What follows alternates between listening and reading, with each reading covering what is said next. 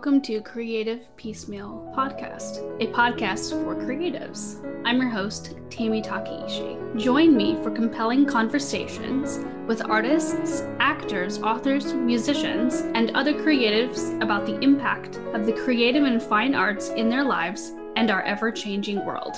Thank you for listening.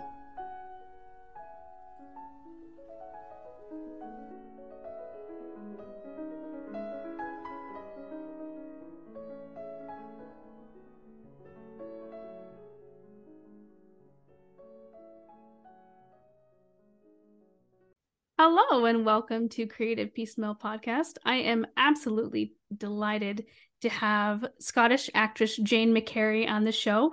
She is one of my favorite actresses and also from one of my favorite TV shows. She's known as Isa from the TV show Still Game, but you can also catch her in a bunch of shorts, including Keeping Mum. And most recently, she has been in the Devil's Hour TV show as Bella Holmes and the TV series Nothing to Declare as Anne. Welcome to the show. Hello, how are you? I'm good. I'm so excited to have you here. Oh, it's lovely. I'm just looking at all your books and all your stuff.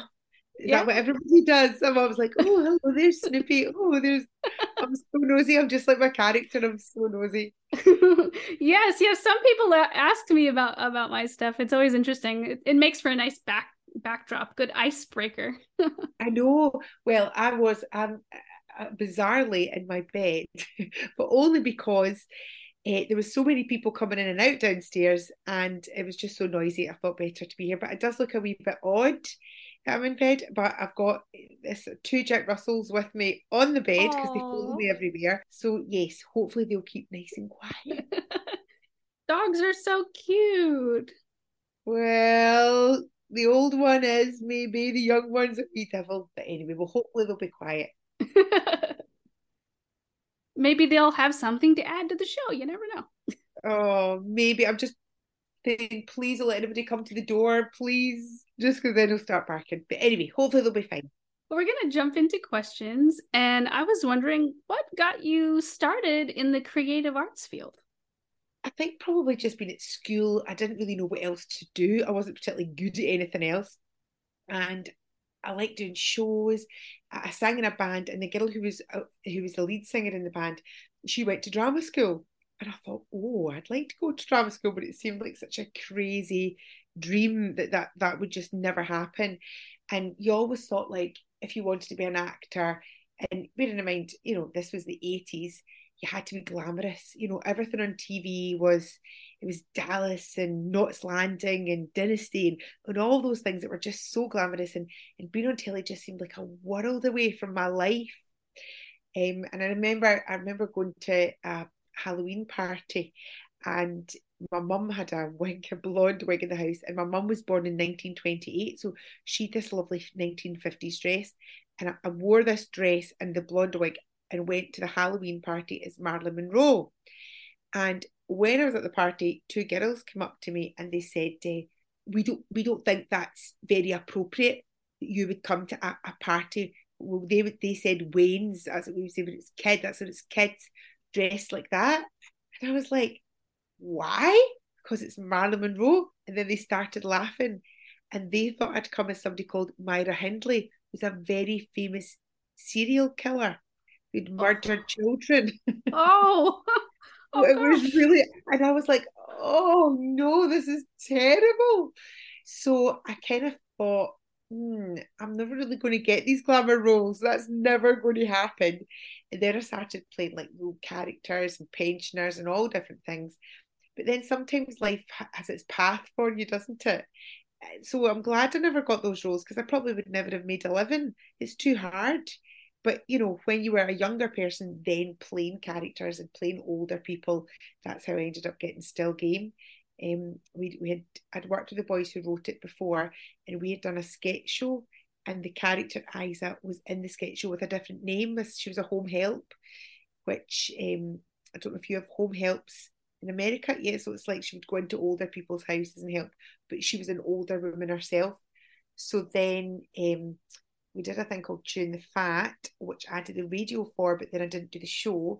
And then I'd gone on to do teacher training, and I was doing different jobs, and I was coming in and out of acting because I wanted to have a baby. So I had this baby. It was only weeks old, and one of the guys in Still Game, the tall one, Victor, his wife came to visit me, and she said, "Oh, Jane, they've written something, and they've written a part for you, and it's that woman that was the home help." And I said, "And I don't even need to audition, Julie." She went, no, they couldn't think of anybody else that would be better. And I went, "Oh, that's really nice. Why?" She went, "She's quite nosy." So I think you're kind of the nosiest person they know. So that's how I got the part. But that's just life sometimes, isn't it?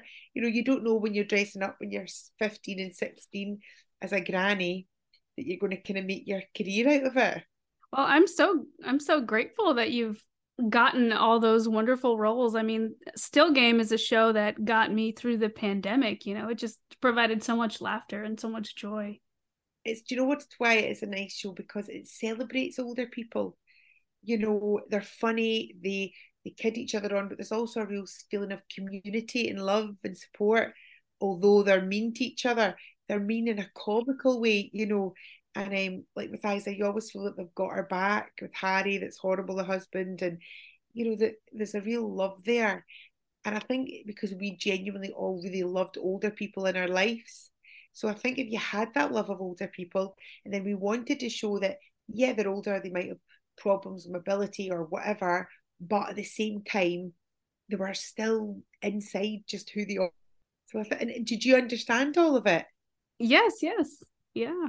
I actually work with older adults in my regular work, and it's just a joy. So it is a joy. They're so funny, aren't they? They just say it as it is, and my mum and dad would always say things that were never, they would never mean to be rude because they didn't like swearing or anything like that, but they would say outrageous things because they'd got it wrong. So it was great hilarity.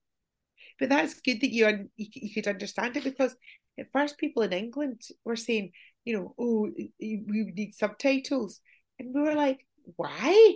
We don't get subtitles for the stuff that we watch that comes from there. So it's just, you need to tune in. Yeah. The accents are just gorgeous, just gorgeous. Oh, so's yours. Where do you live? Well, I live in Texas, but I grew up in Kansas. So we're Wizard of Oz. Yeah, wow. A wonderful girl, Heather Knox. She came over from Dallas recently to see a show that I was doing. And so, we've kept in touch, and she's going to come back to the Edinburgh Festival. She's wonderful. And she does stand up and singing. And so that is a great thing about something like Netflix. It means that, there is links all around the world, because there's loads of people, I think, expats, Canada, Australia, New Zealand, places, everywhere where there's expats. And you want a wee piece of home. You don't want to remember what your granny was like, or your grandpa, or see the streets and get a feel for it. So yeah, it's a lovely thing. I was curious, what is one of your favorite parts about the acting process, or even the creative process? Well, it's complicated because it's very different. Theatre would be my love, so I love theatre more than I love doing telly, but because you've got a live audience and it's different every night, and you're there in that moment, and you've got all those nerves. Whereas telly, it's a long day. You're hanging about for hours on end. Also, you lose power with comedy, because you can do your best, but if somebody who edits it doesn't get why it's funny, or doesn't hangs on a shot too long, or cuts to the wrong person, or they can ruin it. Whereas if you're on a stage, it's just up to you. And if you're ruining it, and if you're not timing the gags right, and if you've not got it right, well, that's on you. But you kind of give that power away a wee bit on telly. So I do prefer theatre, and I do love the process of working with other people and getting that bond, and not even when you're rehearsing or being on stage, but you have to trust people, so you get close quickly. You tell each other stuff about your lives. You open up, and you make really good friendships, and you have such fun. So the process for me is, yes, doing the show and being with the audience, but probably the biggest part of the pleasure is getting to know different people and working with them and learning from them. That sounds fantastic. I've not really done much acting myself other than like skits in college, but it just seems like such a fulfilling career to do, you know? Well, you'll never make any money, but you'll go to good parties.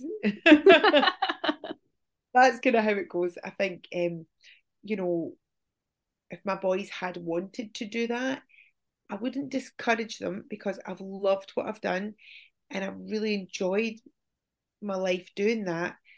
But the reality is, it's so hard to get work and Mm. it's so hard. There's never a ladder of success. You're always trying to get the next job, the next job, the next job. So if you could do it in a way where you could enjoy doing it, but it was amateur, but still have an income, but really enjoy doing it, I would say that's probably the best way to do it. If you could give yourself advice to your younger self, what do you think that would be? I think I think a few things probably. I think when you're younger, you always take things to heart and you think if something happens it's because something you've done or you've said or whereas often in people's lives it's not like that. Everybody's so kind of caught up in their own thing.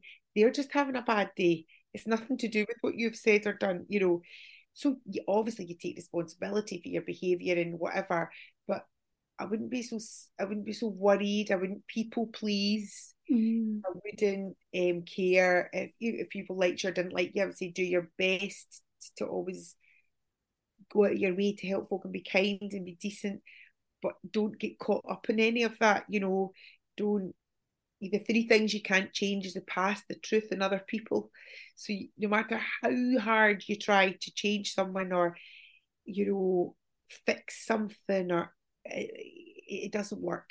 You need to just let people be who they are, and you just be who you are, and do your best. Um, I think that would be the lesson that I would learn.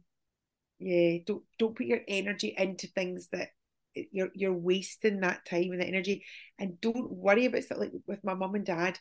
They were older parents and I was an only child. I worried all the time about them. I worried it was because my dad had a heart attack when I was 18, and it's like, oh, and other people in the family died quite young, and I worried about that. I worried. My dad lived till he was 92, so did my mum. And all those years I worried myself sick. And all that kind of anxiety that comes with that. It's really stupid. So I wish that I hadn't done that as well. I would say live in the moment and stop worrying. That said, we all worry about things, don't we? But I think I have wasted a lot of time and a lot of energy on things I could have no control over and I could never change.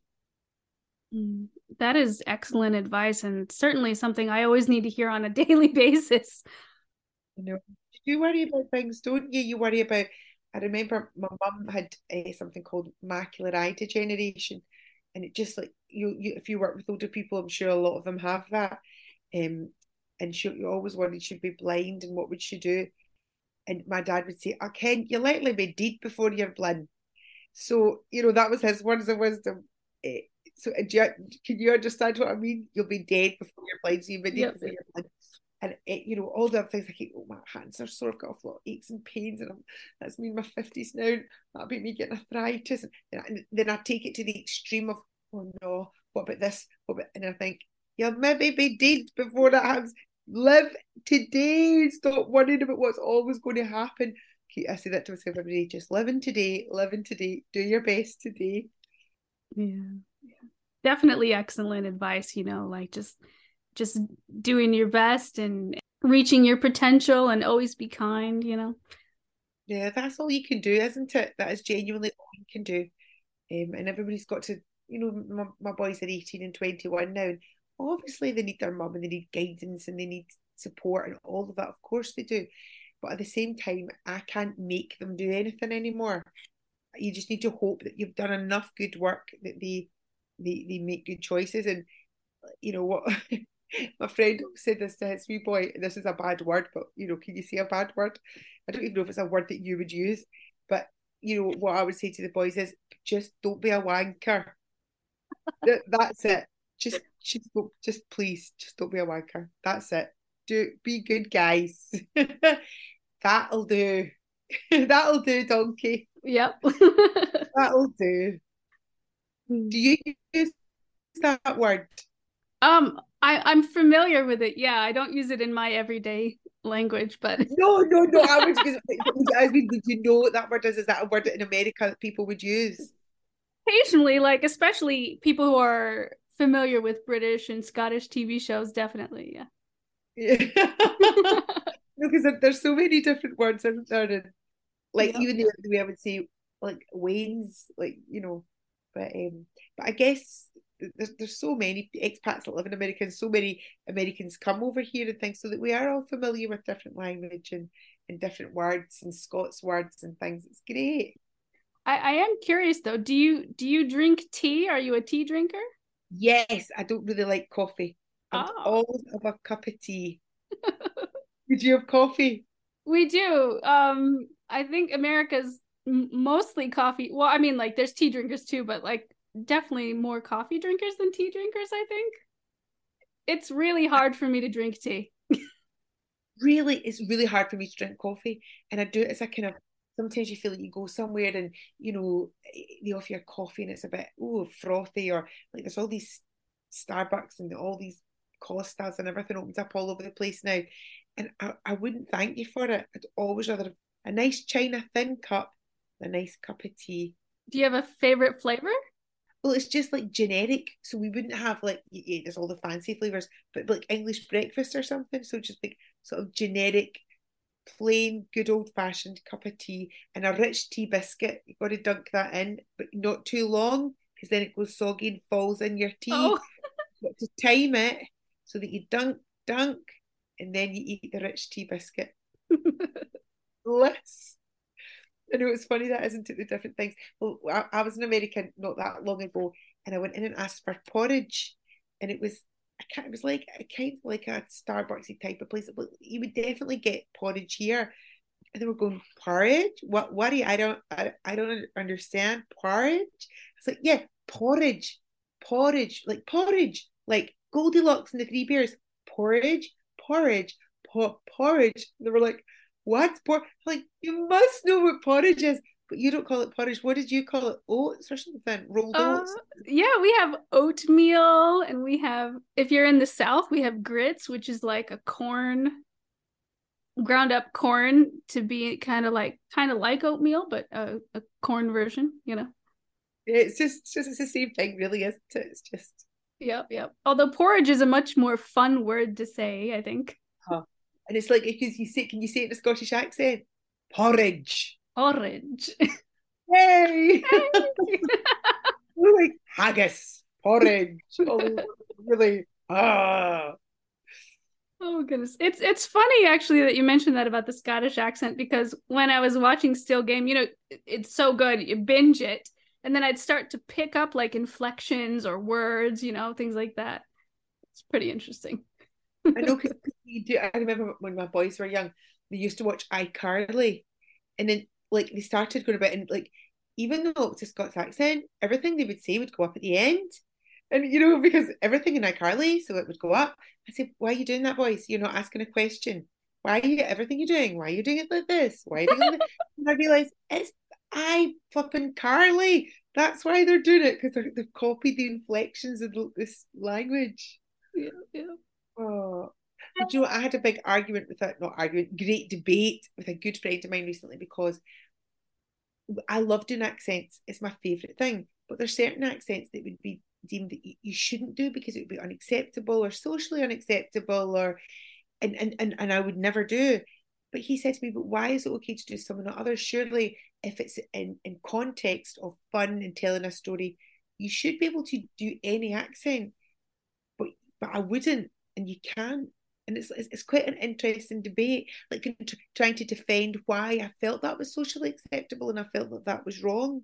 But I Mm-hmm. thought, well, I wouldn't do it, but it's not really my debate to have. I would want people from all backgrounds and all countries to be in the debate together and say, actually, this is how we feel about it, not how somebody else says Mm. they will feel about it. But the best fun ever is putting on an accent, isn't it? It is. It is really interesting. Funny story. When for my 21st birthday, which in America is when people can legally drink, I got rather inebriated. And I guess from a neurological standpoint, as I get more inebriated, I speak in accents, various accents. So British accents when I'm a little bit tipsy, and European accents as I get further inebriated. Oh, that's interesting. Well, I work off and on in a school with children with additional support needs, and a lot of the autistic children have American accents, like really strong. You couldn't believe that they weren't American, and that's from watching TV. So it's yeah, that's an interesting thing as well with autism, that the kids speak with an accent, Oh, wow.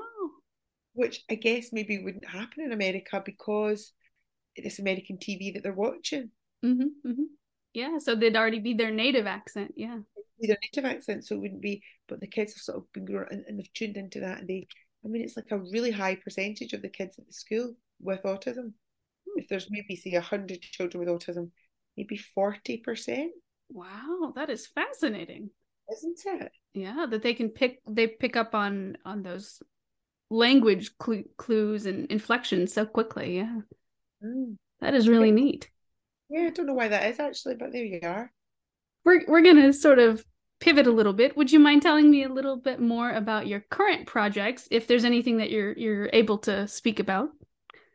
Yeah, I'm doing a theatre job next week, so I've been rehearsing for that, and it's a show written by the guy who writes nearly every panto in Scotland, Alan McHugh. So he does the panto that I do in the Beacon Theatre. He writes that, and I've known Alan for years.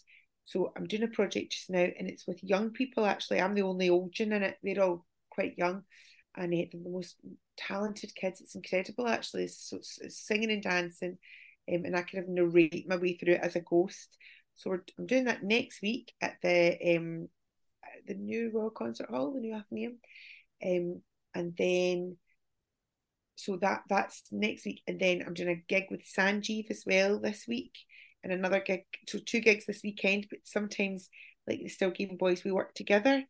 So I've got some with Sanj, and then I've got some more coming up in June. In July, I'm free, and then August, September, and October, I've got lots of gigs with the Five Boys and Still Game. We're doing a tour, some in quite a lot in England and Scotland and all over.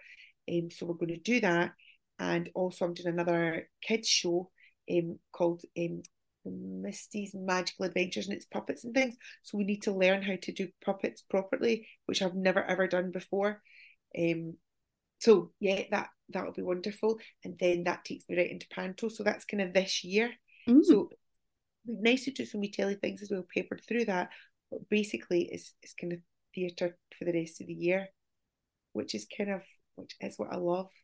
But I would like wee other bits of telly sort of peppered into that, but it's quite hard to do that because you need to know you need to have enough money to survive. So you kind of need to take those theatre jobs to know that you'll survive, and then that kind of puts you out of doing other things.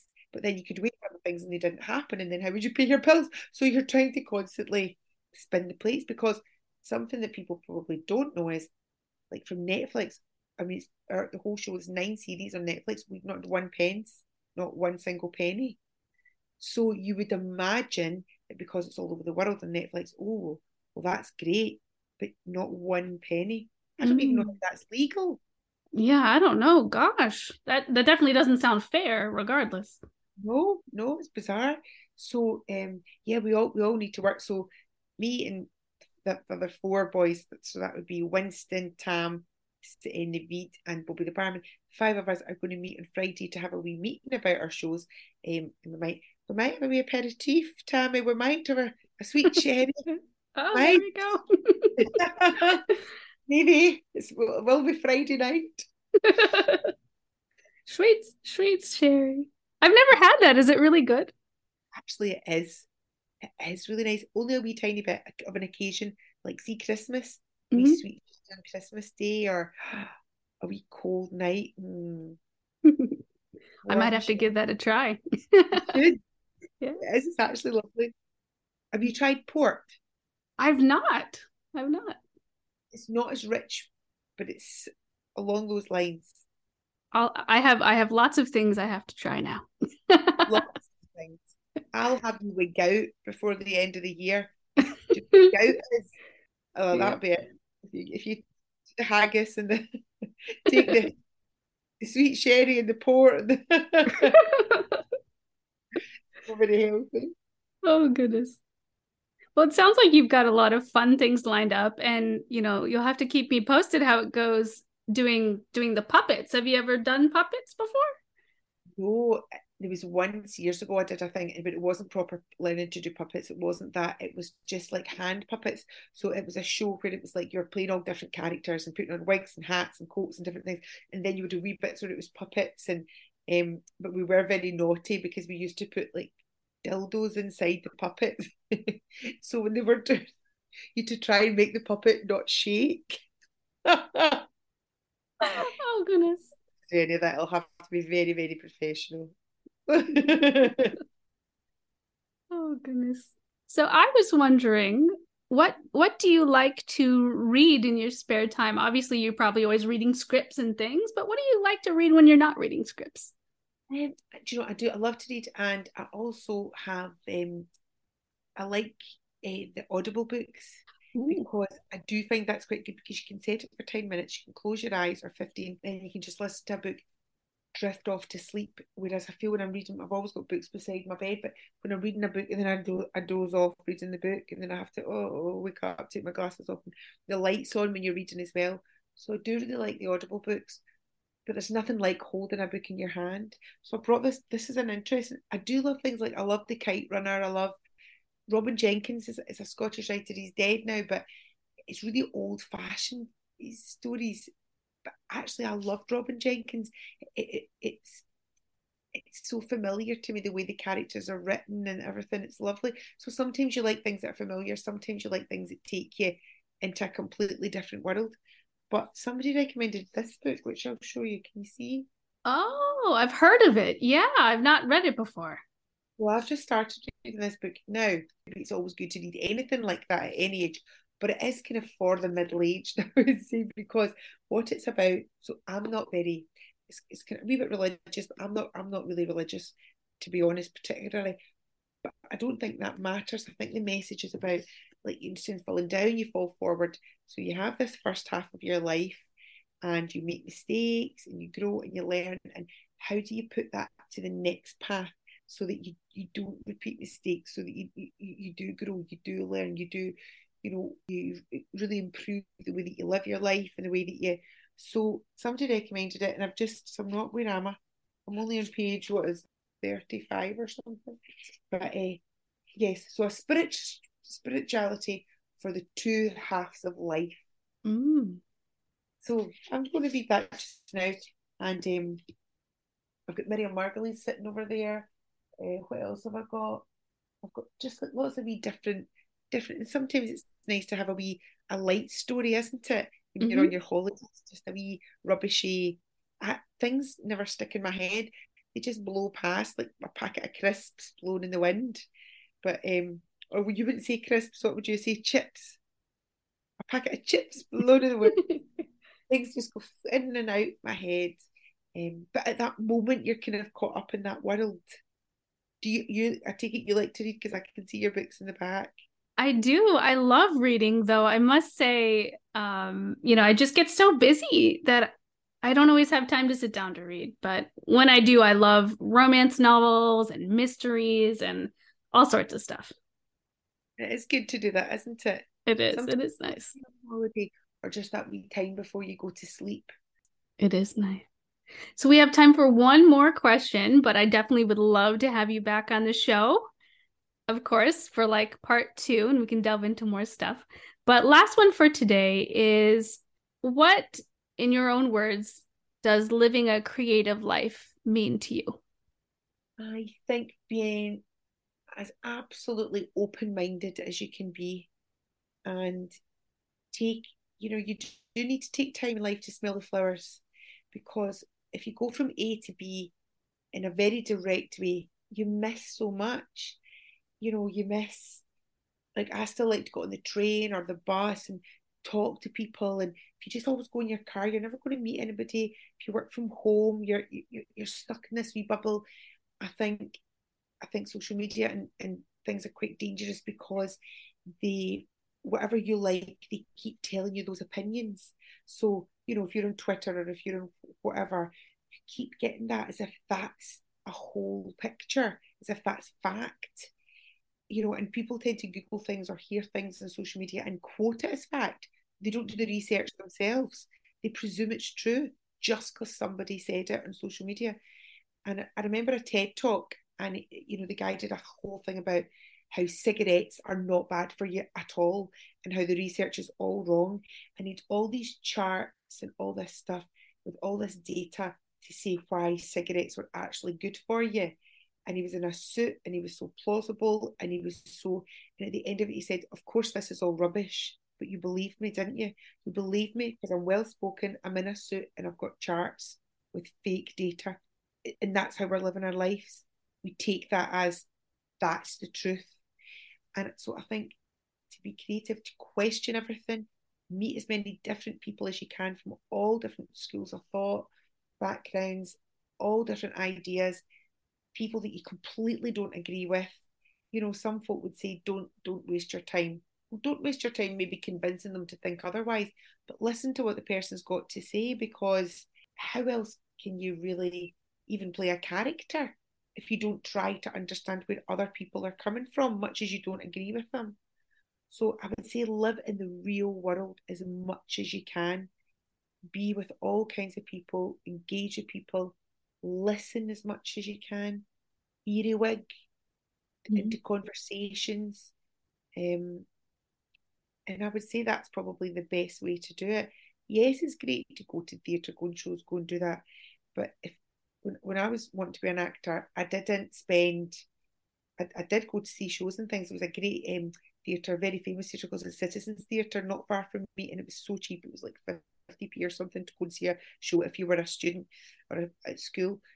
But I learned more from sitting behind people on the bus, and I wasn't even going anywhere. I would just stay in the bus for an hour and listen to people. Go to a bingo hall. I never played bingo really, but I would listen to what the women were saying. And then when you come on to play a character like Isa or different characters, you feel them in your bones. So I would say that would be what I would advise anybody to do, because you must learn every day about yourself and about others and about the world, and just keep an open mind, never be judge and jury. But that makes me sound like we make mistakes, and we do that all the time, don't we? We do, but try to fight against that. Yeah. I love that. I definitely want to explore that and so many more questions in part 2. Oh, it's been so lovely to speak to you, Tammy. It's been wonderful. Yes, and listeners, please check out the show notes for links to Jane's website. And if you happen to live in the Scotland and England area, check out their tour this fall. And as always, thanks for listening. Thanks for listening to the podcast. Like the show? Have a question? Stop by the Facebook and Instagram pages. Links are in the show notes, or search for Creative Piecemeal Podcast on social media and click follow for all the latest.